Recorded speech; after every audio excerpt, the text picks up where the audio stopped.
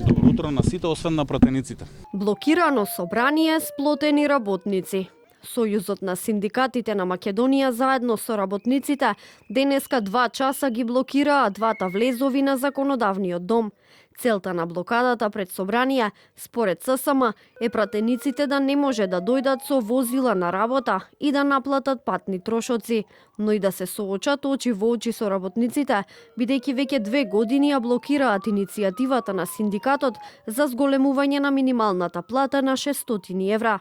Присутните граѓани од пред вратите на законодавниот дом им порачаа на пратениците да не ги игнорираат нивните барања, да не даваат ветувања и лажни изговори. Сметам дека ова што сега се случува сигурно не е добро и дека објаснувањата што се даваат веќе верувам дека никој не им верува.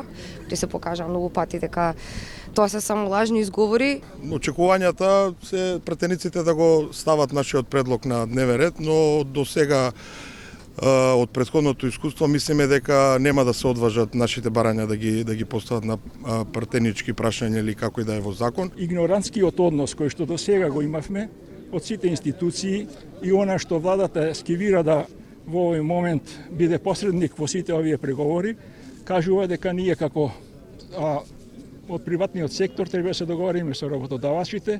Председателот на Сојузот на синдикатите на Македонија, Слободан Трендафилов, им порача на пратениците дека доколку на денешната седница не предложат зголемување на минималната плата, ССМ ќе собере 10.000 потписи и ќе побараат намалување на пратеничките и функционерските плати.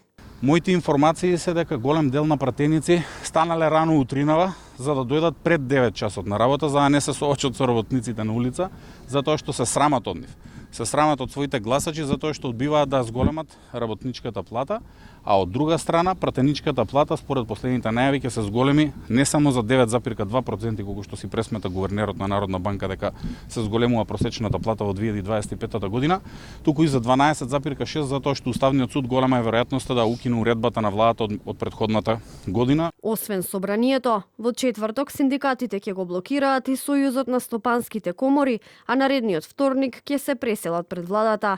Доколку и понатаму не бидат прифатени нивните барања, најавија и генерален штрајк.